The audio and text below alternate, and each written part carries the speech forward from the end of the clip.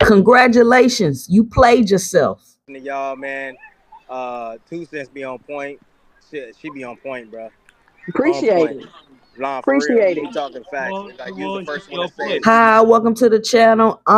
Jay, and this is our 2 cents, where we talk everything boxing, and everybody's entitled to their own opinion. In today's video, we will be discussing Shakur Soft Touch Stevenson and what was really going on with the Eddie Hearn deal behind the scenes while he was capping, stripping down, putting his chains on, and calling out Tank Davis. But before we do that, make sure you punch that like and subscribe button, and make sure you let me know and drop it below your 2 cents as we go throughout the video. So the Tank Davis, Shakur Stevenson thing has been a very, very big topic lately. And once it was finalized that Shakur Stevenson was not fighting Gervonta Tank Davis in November, I think that the conversation of them getting in the ring, it should have been over with. Okay, boom, they're not fighting in November. It wasn't really, to me, my 2 cents, that big of a deal that they weren't fighting in November, because who really wants to see Shakur Stevenson fight Tank Davis as a replacement fight? Like, I want these guys to have time to get it together, get their camps together, get everything they need, get the training they need, have a full camp they need, be fully prepared to fight each other before they fight. I don't want no excuses. So the fact that the fight didn't happen, it was cool. I listed several reasons. Tank Davis got a 6-7 fight deal with Amazon Prime. If Shakur Stevenson is going to be his best opponent, why would he fight him so early in the deal? That was one of the questions that I kept asking. Does Shakur Stevenson really want the fight right now? I did a whole video saying, like, I keep saying I'm in between. Shakur Stevenson has no intentions on fighting Tank Davis to maybe he might fight Tank Davis. Now I'm leaning a little bit more towards no intention because of the moves that Shakur Stevenson is making. I said in the video, if Shakur Stevenson goes somewhere and puts a barrier between the fight with him and Tank, he don't want it. And that's exactly what he did. Not only did he put the barrier in between them, he went to Eddie Hearn and said, don't negotiate the Tank fight. He told him not to negotiate the fight. So when I heard that, I was like, the fight most likely isn't happening. I don't know why people was all in some type of uproar about it, because Shakur Stevenson is fighting Joe Cordina next.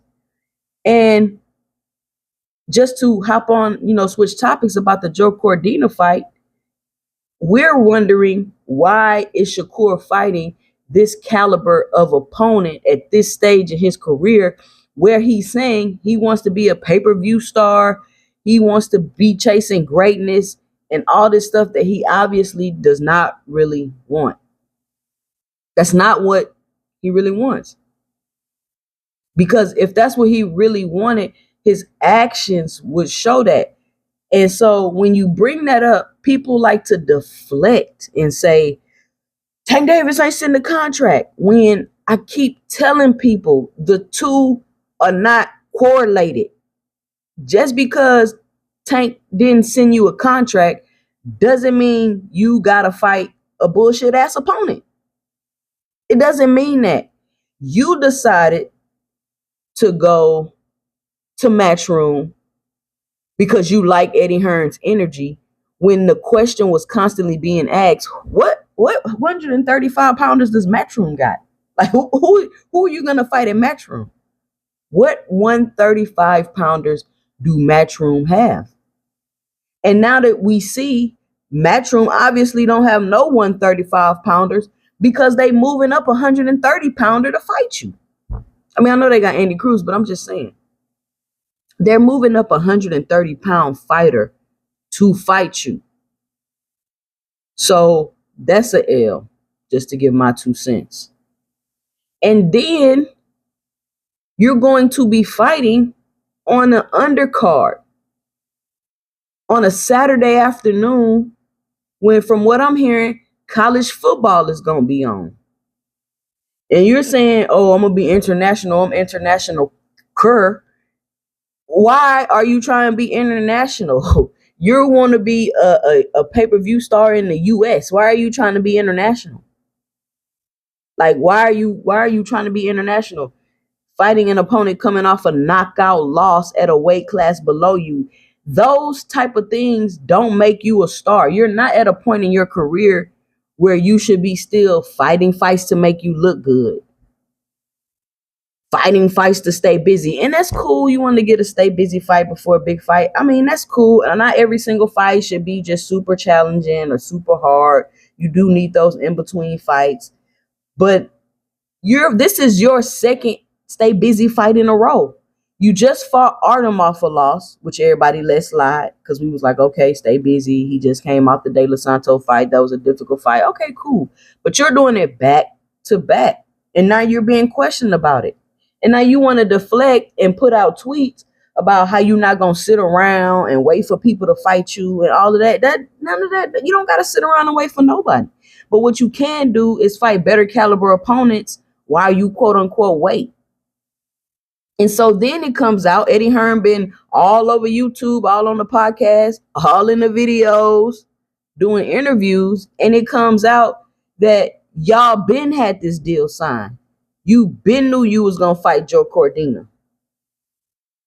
Did you know you was gonna fight Joe Cordina when you stripped down and made that video? Because now you've been exposed for clout chasing.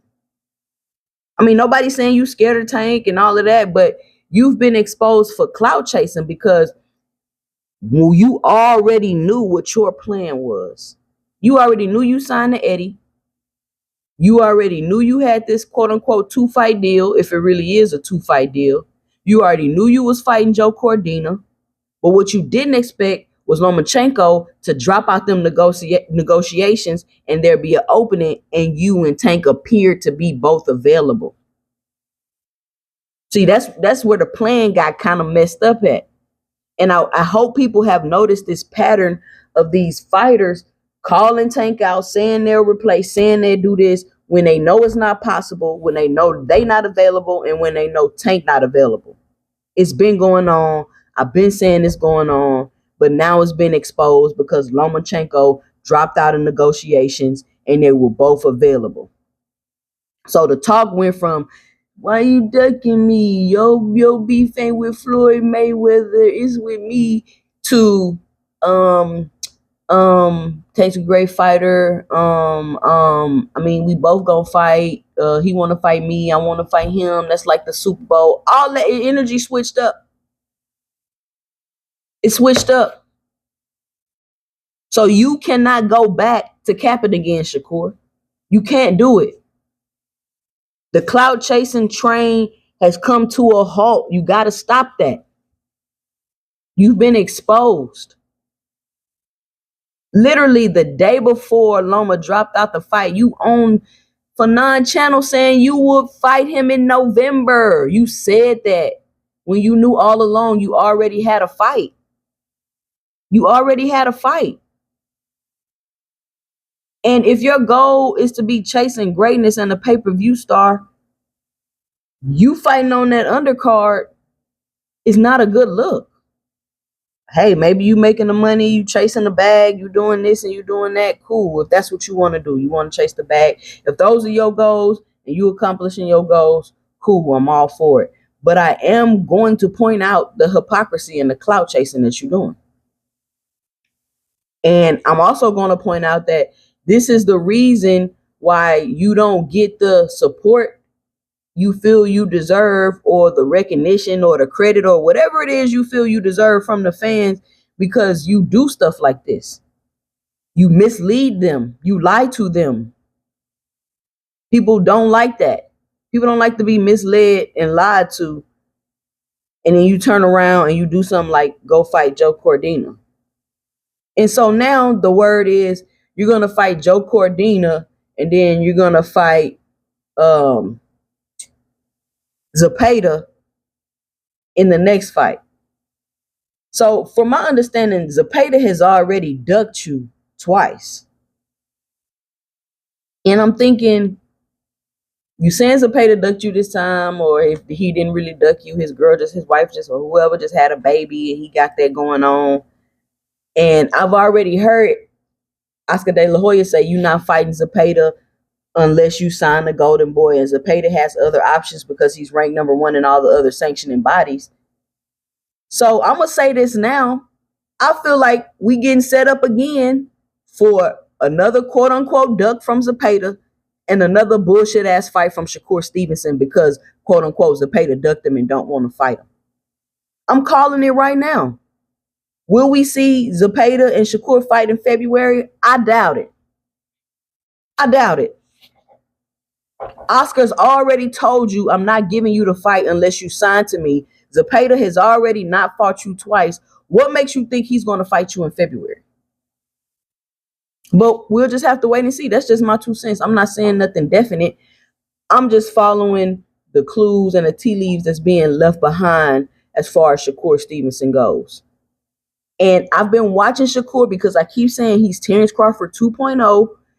And now I can finally speak out and point out, because it's visible to everybody now, exactly what he's doing. Exactly. I'm willing to put money that he will not fight Zepeda in February. It will be another BS opponent that nobody wants to see and nobody's satisfied with. And he will be claiming that Zepeda ducked him again when Oscar already told you the man got options, and if you want to fight him, sign with me. Is Shakur putting blocks in the way to get these big fights that he say he wants? We're not falling for it again. We already let Crawford get away with it. We're not falling for it again. I know I'm not. I know the other 2 centers not. They not falling for that. We watching, and I'm watching closely with a microscope because I've already seen the play. I've already seen it ran. I've already seen the game plan. I already see how it works, and I've already seen how it plays out. These fighters want the most money for the least risk, and you can tell that that's exactly what they're doing. But let me know what you think about Shakur Stevenson and the moves he's making. Is he really chasing greatness, or is he just putting on a facade for the fans and doing something completely different? Let me know what you think by dropping your 2 cents below in the comments. Follow me on IG at 2 Cents Boxing. Follow me on X, formerly known as Twitter, at 2 Cents 20. I'm Jay, and stay tuned for my 2 cents in the next video.